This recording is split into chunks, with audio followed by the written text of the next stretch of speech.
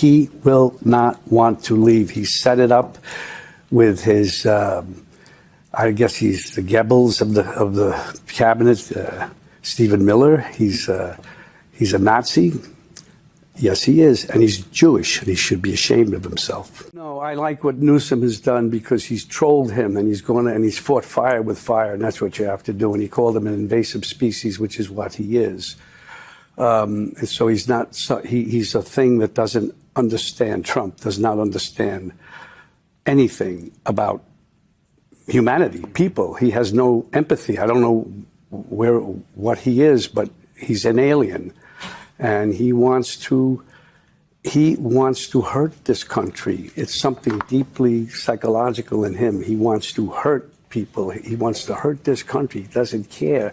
And what saddens me the most, upsets me the most, is that people follow him and they think and they kiss his ass and they look up to him. And I don't understand it. I don't understand the people. The only conclusion I can come to with Stephen Miller is somebody told him, the more you yell, the more your hair grows back. That's my theory. I don't know what other theory he's or maybe the minoxidil dripped into the ears and I don't know, like that Rudy Giuliani stuff. I don't know what's going on. To be so angry and to hate people in that way. Yeah. And again, like, I'm not a very good representation of Judaism because, like, my family hasn't been in a temple in I don't know how long, like, we're as secular gets. Yeah. But nowhere in Judaism are there any teachings to hate immigrants in the manner this child does. And he's a child. Welcome the stranger is one of the biggest, themes in the Bible. But anyway. Right. Well, exactly. Ignore that one. I mean, he just, look, it went viral again recently, a post from his own cousin basically saying how she had panic attacks and all of this because because of the shame he had brought to their family, because of the reminders of how their family escaped the Holocaust. Generally, everybody can have one person or whatever. When you're like Paul Gosar, like Laura Ingraham, when pretty much your whole family hates you and has written you out and says you're a crazy person that doesn't represent them, it's a pretty good sign that maybe you're. Well, and by the way, you were talking about the young. Well, we have to cease calling them the young Republicans. Yeah, because they're not. You said the young incels works. You said the human form of no one ever swiped right. And then you said that was in my Substack. Yeah. And you said Master Race. Did they think it was Master Bates? Somehow, young Republicans in this chat are at an age where minoxidil is a thing. They probably had their first crypto scams a decade ago. They grow up so fast, don't they? There's like 50-year-old dudes. Yeah, they all look 50.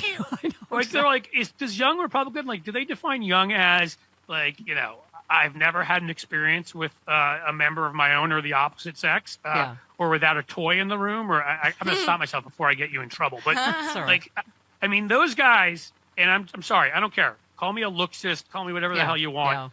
Yeah. The image in my head when I read those of what they wrote was literally what they looked like. I thought to myself, I know what these guys look like, right? And they looked exactly like that. Yeah. And that is the group of people Trump appeals to, right? I mean, look at Stephen Miller. It's people that hate everybody because they have personality disorders and other disorders where they were rejected forever. And so, my point in that whole thing was just stop complaining about being called Nazis if you're Nazis. Yeah. Well, and also, so the New York GOP moves to disband the Young Republicans after the racist group text scandal.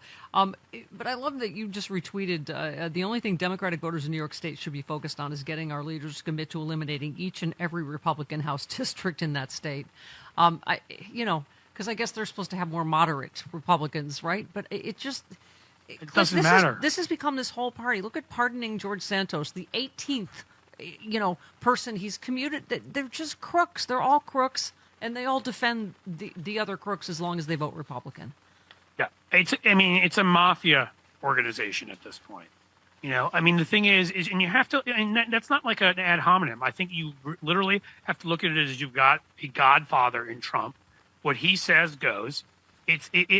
Fascism traditionally is you defend your nation. You believe that the Aryan people are superior or whatever. Sure, a lot of these guys are that, and they're racist, and they're whatever. But the key part of it all isn't that, because Trump will betray this country and betray those Aryan people in a second if it puts money in his pocket. Yeah. It is a mob organization about power and money, and that's all we have going on. So in New York, look, I want every state in the country. I think there should be a national law where there are fair districts. But if these people are going to make sure there's no accountability for their horrific actions by stealing seats in Texas, they're doing it here in Ohio right now, and I may be this week or next week having on the state house leader on my live stream, because the state Supreme Court, including one Republican, passed a law here or a constitutional amendment here that said there must be fair districts, and they not only slow walked it for a while, so they only added one more Democratic district. They're now completely ignoring it to try to add 3 more Republican ones. They don't follow the law. They don't believe in democracy. They are Nazis. Everybody practice saying that. Stop using euphemisms. I mean, you retweeted, because everybody's got a story. We're under a state of emergency in L.A. because of being terrorized by ICE here. But Tony said this was not a cartel boss plucked from his mansion. This was a 13-year-old, somebody's child, taken from his family, removed from his junior high school, driven hundreds of miles to rot in a juvenile facility. He's not a flight risk. He is not a threat.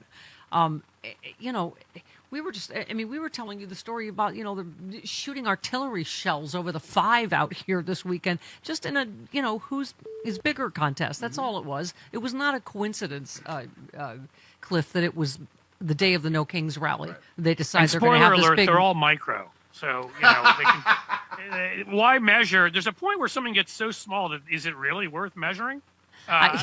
No, listen, him masturbating with tweezers on South Park was... Oh, what those guys did was very well done.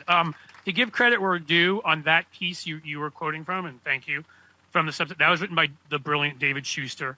Yes.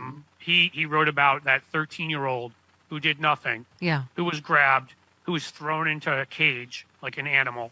And, if you can't, that's the thing for me right now, and I think that's the thing that sort of separates out who is who in our society. Because if you can't get so ferociously angry at that the nature of how they treat children, of how they treat innocent people, of just the viciousness, the cruelty, if you can't get that way, you're not somebody I really want anything to do with. Yeah. You're not a human being, as far as I'm concerned, because I don't understand how any human being can watch that done to another human being who is an innocent child and not lose it. Yeah. Well, so just talking a little more about what happened out here, Governor Newsom bashed J.D. Vance Sunday, saying he was reckless to move forward with a celebration of the Marine Corps a day after the vice president's security motorcade was hit by shrapnel from a prematurely detonated shell. This is why it was a bad idea and why the governor had to shut down the freeway. The Republicans have a lot of prematurely detonated shells, let's just say. Yes. So it was dropping fragments on California Highway Patrol vehicles, right, and motorcycles. Yep. Governor Newsom said, "We love our Marines, owe a debt of gratitude to Camp Pendleton, but next time the vice president of the White House shouldn't be so reckless with people's lives for their vanity projects." He blasted Vance, saying the celebration was a profoundly absurd show of force that could put Californians directly in harm's way. I mean, it's kind of the point, right? I mean, it couldn't be any clearer how much he hates California. It's bullying. It's threatening. I mean, when you get to the point where, he says out loud the stuff that should have him in prison, which is he's going into certain cities or doing whatever because they didn't vote for him. He's pardoning George Santos, who, by the way, everybody should get a list of George Santos's donors who are now not going to get their money back that he ripped off and used in his lifestyle. Maybe see if they'll rethink being Republicans and donate to the Democratic Party, because Trump's, by pardoning Santos, he now doesn't have to pay back any of those people whose money he ripped off. Yeah. But why did he do it? He's like, Santos, he's a Republican. He supports me. That's everything in Trump's life. It always has been. The dictators that like him could mass murder any number of people, but they like me. It is all about that. And so, when it comes to what Gavin Newsom's doing, good for him. The only question I ask, and Pritzker has brought this up, and I know you guys have Glenn Kirschner on a decent amount, maybe others of the legal profession who would know more than me. But I've read in numerous places that if these guys like ICE are violating state law, which a judge ordered in Chicago that they are not allowed, they have to identify themselves. If they don't do it, I don't understand why the state police or the police of Chicago cannot arrest them.